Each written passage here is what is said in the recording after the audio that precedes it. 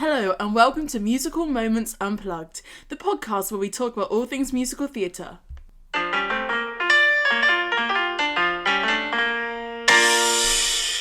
In today's episode, we will discuss growing up in musical theatre and the differences between being a male and female in the musical theatre spotlight. So, first of all, we'll start with a little introduction to us both and what has brought us to this point today. So, Mackenzie, would you like to share a little bit about your experience in the performing arts industry? So I started performing when I was about 3. I think my mum put me into like a musical theatre group. It was just amateur dramatics, you know. And ever since then, I've just kind of fell in love with it. I started doing some more groups as I got older. I did Stagecoach for a bit. And then I eventually started working there. And then when I got to about 16, I auditioned for Bath Dance College and was offered a place. And I went to college for 2 years, training in musical theatre and dance. And then, from there I did a year at Italia Conti, which was very nice. And I also have since had a few jobs working in like Netflix background acting and some commercial jobs as well. Okay, no need for the little subtle flex there. Well, I don't know. Okay. You know. Well, we appreciate that, Mackenzie. Thank you for sharing. Thank you, yeah. So what about your upbringing? How was that? So, let's get it off the plate here. Let's stop acting like we're not siblings. Oh, okay. Okay.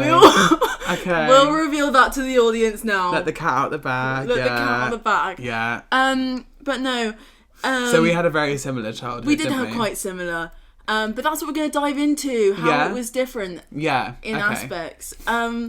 Because we did the same stage groups growing up, obviously. Because it was, it's easier for siblings to just do the same clubs, I guess. Yes. So I started doing ballet when I was 2 years old, but I didn't get along with it too well. So then I moved into Mackenzie's Ballroom and Latin group. Oh yes, forgot to say about that. Yeah, I did Ballroom and Latin for a bit as well. Right, let's stick to me. Oh, right, here. sorry, yeah. Let's stick to me. Okay. No, just joking. But I enjoyed that a lot more than ballet, I think. Yeah. I enjoyed the freedom of the different styles. Took after you a bit there. Yeah. And then, I joined Stagecoach when I was 6, which I stayed in until I was 14. And that's what really cemented it. That I wanted to do musical theatre. I think that's the same with me as well. That was pretty much like a, solidified, you definitely want to do this. Yeah. Never really looked back, did we? No. And then, what else? Well, where are you now? You're at college now, aren't you? Yes, I'm at Bath Theatre Academy, which I auditioned for when I was 15. Mm-hmm. How was the audition process for you? Yeah, I enjoyed it. It was different to stuff I've done before. It was in front of the other auditionees. Oh, was it? Okay. And then we also were taken off in small groups to a little interview. But I enjoyed it. It boosted my confidence up a lot. Yeah, I think that's the thing with auditions is they seem a lot scarier than they are. Yeah. Especially like going into unis as well. Like, I think when you get to university level and you're auditioning for more, bigger schools in London and stuff, or, wherever you want to go, it is a bit scarier just initially. But after you've got that first one out of the way, it just becomes second nature, really. And also you're taught through college and stuff how to audition. And even at Stagecoach, we had to audition for roles and stuff in musicals. So it's really good to build up your confidence with it over the years. I think that's very good for the viewers to hear, actually, because auditioning can be seen as a very scary thing, but at the end of the day, it's the auditions that you don't succeed at are what really boost your confidence up, I think. Yeah, definitely. And also, I mean, there's the classic saying, isn't there? 100 no's. Oh, yes, of course, classic. To one yes, it's a classic one. But also, adding on to that as well, like, when you're auditioning for schools, I went in with the mindset of, I'm auditioning them. Do you know what I mean? Yes. So I was actually seeing if I would like the school rather than them auditioning me, because obviously you are being judged at those auditions, but also you have to look at the school and see if you think you'll like it there. Of course. And you know, if you don't get into your dream school initially, I mean, you can take a gap year, you can do loads of other things. You know, you can extend your college course and do an extra year there. There's just so many opportunities for people that don't get in originally, but I think you will find your place, and if that's not at uni, then so be it. Yeah, of course. There's so many other routes, set aren't route there? for anyone. And that brings me on to my next conversational topic, which I hope you're comfortable discussing, Mackenzie. Oh God, is so, it? Yeah, of I know course, what you're gonna say. You went to Italia Conti. Yes. Unfortunately, it wasn't the place for you. No, it wasn't. It wasn't. I'm not gonna lie.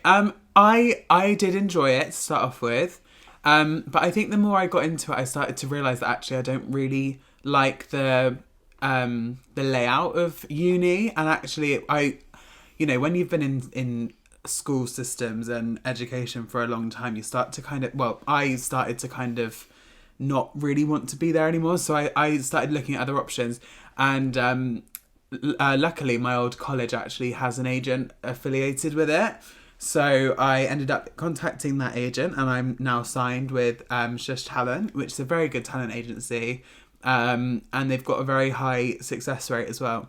Yeah, which is amazing. Thank you. Yeah, so I auditioned for that, got in, and I've just been auditioning ever since. Like I say, I've done some you know, little roles in certain things, and I've had loads of auditions, but again, it is you know, loads of no's, but those yeses that you get are just so good for your confidence and for working in the industry, and also just like work experience and stuff is really, really good for that as well. So yeah, I found that some of my most useful experiences at college have actually been the work experience side of things. Yeah, what have you done for work experience? So in first year we had like an R&D kind of workshop week, right? Which I actually thoroughly enjoyed. I think that was one of my favourite years out of the whole one of my favourite weeks out of the whole first year. Mm-hmm. Just like getting to experiment with different like people, like different practitioners, the way that different people work, and we got to do a lot of improvisation, which I actually really enjoy. Yeah. And I really just thought that was very confidence building, especially. See, whereas I hate improvisation. Yeah. I hate it. I couldn't think of anything worse. But that just shows that people have different, you know, strengths and weaknesses in this industry. Definitely. And that people, you know, if you enjoy it, then so be it. So be it. That's, you know, that's amazing. But yeah, when it comes to improvising, I just can't think on the spot. Yeah. That's very understandable. Yeah. I mean, in the past, I haven't enjoyed it as much, but I think doing it so much at college, it just helps you get used to it. Yeah. Yeah. So, in terms of like growing up in musical theatre, what else do you think has helped you? You know, with like fundamental training and everything. Like, what else has helped you get to where you are now? Well, I think just like putting yourself like into groups that you're not confident in joining, because I've had like a big issue with confidence in the past, like when meeting new people, social anxiety, but I find that performing has helped that immensely, and it's just helped overcome so many like issues with anxiety and boosting my confidence. I find that as well, but also it is sometimes still a bit scary. I still can find it scary at times. It is so much more helpful when you've got that. You know, when you have to like kind of form new groups at college or at, you know, stage schools and stuff, it's so much easier to kind of connect with people, and especially when you've all got the same interests. Yes, as definitely. Well. It just like automatically has that talking like point. Yeah. Which brings me on to when I joined Zenith Youth Theatre Company. Oh yeah. That was a massive like. Found that really scary for me. Yeah. But then like you build groups instantly. Yeah. And it just like that helped me like to experience one of the most incredible experiences ever performing wise. I'm talking about Edinburgh Fringe. Edinburgh Fringe. Okay. Edinburgh Fringe Festival. That was just amazing. Yeah. Yeah, that did look very cool, to be fair. Yeah, that was one of like, you know, the best times. Yeah. And yeah, so like putting yourself in these scary situations just sometimes has the best outcomes. Oh, also, we haven't talked about when we were at Stagecoach, where we performed and stuff. Oh, Because yes, that was really, of course. that was really good for confidence building. Because we performed at the West End. West End. We performed at a few theatres there. Her Majesty's, Malvern. Torquay. Shaftesbury Theatre. I'm talking about. Other places, right? Yeah. Disneyland Paris. Disneyland Paris. That was cool. Yeah, I mean, we just had some great experiences. And also, that is literally just from going to an amateur dramatics group, you know? It can just lead you on to such big experiences that you wouldn't even imagine it would. And that's, like, such a good thing as well to put on your resume or your CV or whatever, to say that you've performed at Disneyland or you performed at, like, on a West End stage. At such a young age. Yeah, that's automatically got you so much more credit, you know? So yeah, I just think that's a great thing. Yeah, so I think the main message would be just throw yourself out there. Yeah, and also there's not really an age that is too late to start. No. Because currently I'm also teaching dance now at a dance school in Bath. And you know, we get new joiners every other week or something. And it's like, you know, we've had people recently that have joined that are like 17, 18. And there's really never a age where you know, stop. Yeah. Don't let your age stop you. No, never let your age stop you. It's never too late to join. And I just think it's great for anyone, any age. Yeah. And we even do adult classes as well. And people love that. So yeah. Yeah.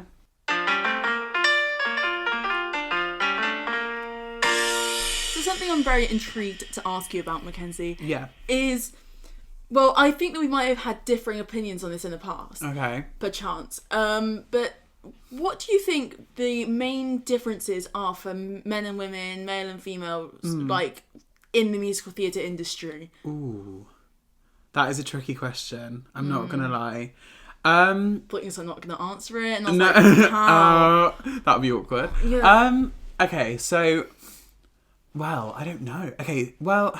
I mean, okay, I'm not going to lie. I do acknowledge that there are typically in, you know, Amdram groups and stuff like that, or any clubs, there's always less boys. Yes. Always. Yes. Which is... It can go one of two ways. For the boy personally, for me, I found when I was growing up, it was a bit harder to fit in.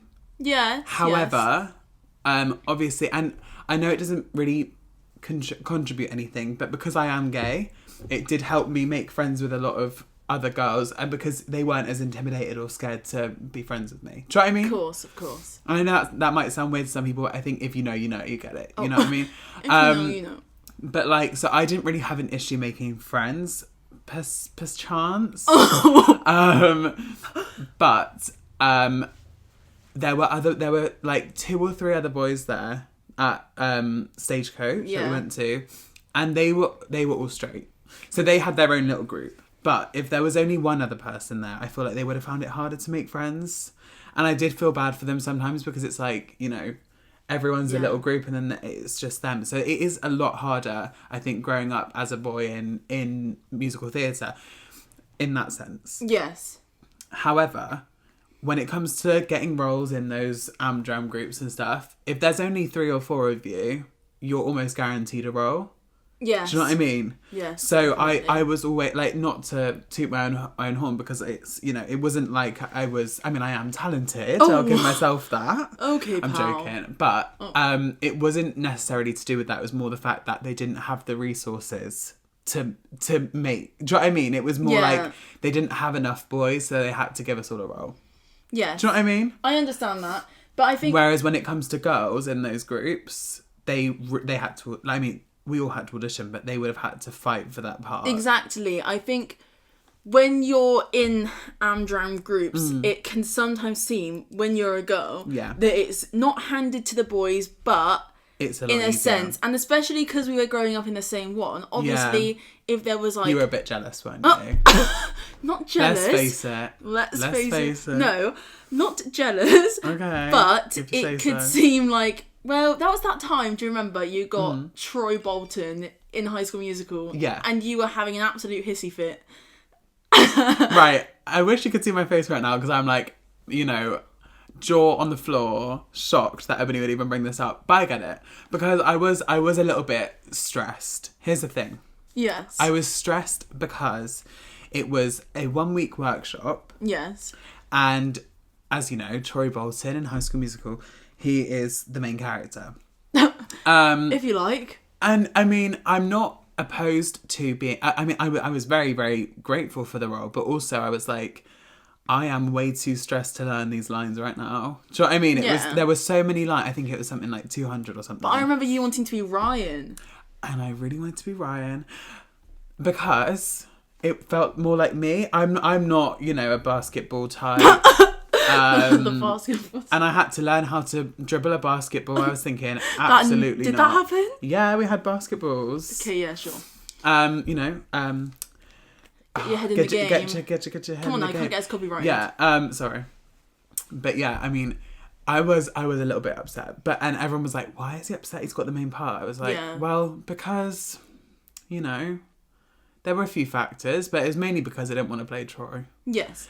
But which is completely understandable. Thank but you. here from my perspective, Yes. I was never going to get Sharpay or Gabriella on account of the fact that I can't be playing your love interest. Do you know what I mean? Yeah, that's so true. So I think that kind of affected me in a way. That's so true. That is a different perspective on that there. Yes.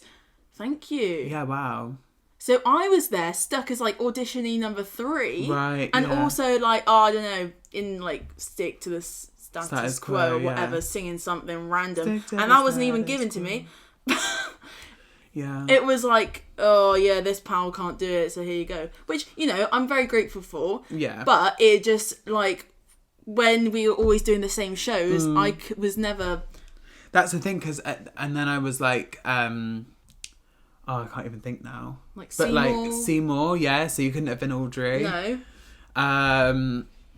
What else did you play? I don't know. Oh, Can't remember. Can't think. But you get the point. You get the point. But But also, sorry. And I'd never thought about that before. No. So that's good to have these conversations. Yeah. So sorry guys, we got a little bit sidetracked there.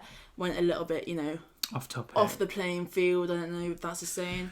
But it is interesting. Yeah, but thinking about more in the actual like professional world, Right. I've been asking a lot of people from my college and people who are in the industry about their opinions on this topic, and a lot of them were women. I was asking, and because can I ask, at your college is it majority girls? it is majority, but there are quite a few boys. Okay, that's the thing. I think when you get to college and uni, it's like there's only a few. There's only, you know, a select amount of unis and a select amount of colleges. So it ends up being about like 50-50. quite 50-50, yeah. But then you've got to think how many other... Like, I feel like when it comes to auditioning for these schools, like, most of the time, boys will get in. Exactly. Whereas you hear more about girls not getting into schools. Exactly. Which brings me on to what they were saying. Oh, what were they saying? They were like, well, I asked around and the majority of them were saying how they think it's unfair on women a lot of the time. Yeah. How men get a lot of things just kind of handed to them. Yeah. Have to not work less hard, but... Yeah. Because can I say... Go on. I appreciate it and I get exactly where you're coming from. Yeah. However... It does, when people say that, it does kind of upset me because I know, but I just think about all of the effort I've put in over the years and realistically, we've put in about the same amount of effort over the years. So... I hear you. Do you know what I mean? Like, me compared to... It's not like I'm not wanting to do it. It's not like I'm not putting in effort and I'm just getting it handed to me. So I guess that's the difference is... It is harder for girls, but only because of the numbers. Yeah, that's the thing. It's not like boys don't have to try as hard, because we do still try. No, I think you still try hard, but I think, like, a lot of the time, women and girls are expected to be amazing in all 3 disciplines. Yeah. Whereas boys, if they're, like, an amazing singer or they're an amazing dancer, then their singing's let off and their acting's let off. Yeah. But for women, that would not be the case. So I think it's just interesting to have both sides of the coin. Yes. Like, is that, you know... That is an expression, yeah. To see it from both a male and female perspective, and to get the opinions of different people, and even like boys at my college that I were asking did think that it can be easier for them. Yeah, definitely. But there's different, you know, struggles and controversies for both. Yeah. I think. Oh, and also, can we just talk about the standard that a lot of boys are held to when it comes to their physique, and girls. Yeah. In different ways. So, like, for when I went to uni, we were all expected to lift all of these girls, right? Yeah. And do loads of partner work, which is absolutely standard. I always lift people. I always do stuff, outside of uni, like at other dance schools and stuff. But there are some boys there that just don't have that strength and that and they haven't had the ability, like the training before. So it's kind of hard on them to, do that. And also it's very pushed that you have to look a certain way, and for boys and girls, like especially when it comes to ballet and stuff, that I feel like that's still so dated, like the way that they treat people in ballet. So that was one thing I had an issue with at uni. But yeah, I just think there's definitely different struggles for both, but it's always kind of, I think the struggles are very similar. Yeah. In certain ways. Yeah. I think. In the sense that they boys and like everyone's gonna be judged on how they look. It's a very it's judgmental industry. It's a judgmental industry, and I get it. It's still got a long way to go. Yeah, it has got a long way to go, but I do get it in some sense that you have to look a certain way if you want to play a certain character. Do you know what I mean? Like if you want to play, I think that is changing in a lot of ways. Yeah. But, like, say you wanted to be, like, a Disney princess at Disneyland, you've got to be a certain height. You've got to be, a certain look. You've got to have, like, certain, big eyes. Size, or, like, I think it's, like, blue or green eyes you've got to have if you want to be, like, Rapunzel or any of those princesses. And, like, everything is taken into account. So, yeah. But the thing is, I get that. Do you know what I mean? Disney have got such a high standard that they've got to keep up, and the magic behind that is, I mean, that could be a whole different episode, to be honest. That could be a whole different episode, to be honest. But I don't get it when it comes to theatre and musicals, and they're like, you can't play this role because you're like 2 inches too tall. Yeah, I hate that. I hate like the height, like or like if you want to be a rockette, you've got to be between like 5'6" and 5'9" or something. Like you've got to be quite tall. So yeah, it's really still quite bad in that sense. But and just as a little side note, as this is something I've been doing a lot of research into, is like the mental health side of musical theatre. Yeah. Do you think, well, it's statistically, people in the musical theatre industry are like 2 times more likely to experience anxiety or depression or low mood than someone in the average, like, not average career, but you know what I mean. And do you know what is so unspoken about? Yeah. It's so unspoken about. Yes. Because the amount of people that I know at uni or college that were silently suffering with mental illnesses and just didn't seek help because it's kind of our outlet, Yeah. Like it's our place to escape. So when you don't really realise until you get home and you're like, oh, why am I so depressed? Do you know? Or like, why, what's happening or whatever. You don't really think about it when you're at uni or college. And if you do, it kind of gets brushed under the rug because you're not thinking about that. You're thinking about doing a scene or dancing or whatever. Yeah. So it's hard to talk about it just out of the blue and be like, oh, Yeah, and I think like playing the characters can like often cover it up. Yeah. And like you can just use it as humour or like play it into your performance, which, can sometimes help some people. But not in the long run. But it's not a healthy, it's not a long-term thing. And yeah, also like, I think sometimes the acting doesn't stop at uni or college. Sometimes people still act when they're just chatting to their friends. Yeah. Which I found a lot of the time is like, sometimes I don't really have real conversations with people at these places because they're Like so putting on a they're front. putting on a front to be seen as something else, or they're trying to get one up in the course, which or I hate. you know, which is, it's upsetting, but also it's kind of the way of the industry, I guess. Yeah. You've got to act a certain way to get a job, or so it is definitely really hard for people with mental issues in the industry. And I think that sometimes there's not enough help as well. Like, you know, I know at uni I had to be put on a waiting list to speak to anyone about my issues and stuff, which is because there's so many of us that are struggling, you know? Yeah. So yeah, it's hard. Well, thank you for sharing that. That's all right.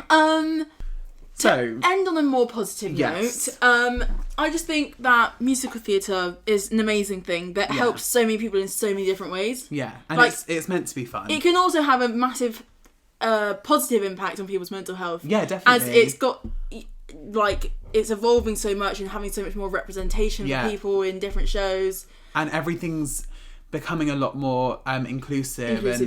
And, I actually just saw Cabaret, for the first time in their whole run, are having a black MC and a black Sally Bowles. Yeah. In the same show, and that's Marisha Wallace and Billy Porter. Love Marisha Wallace.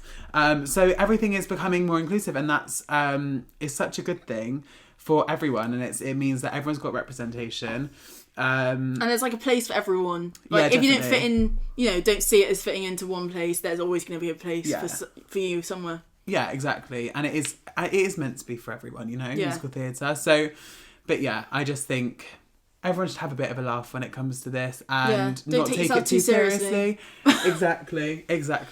But yeah. So yeah, thank you for listening. Yeah, thank you for listening, guys. Musical Unplugged. Something like that. Yeah. Anyway, roll the clip.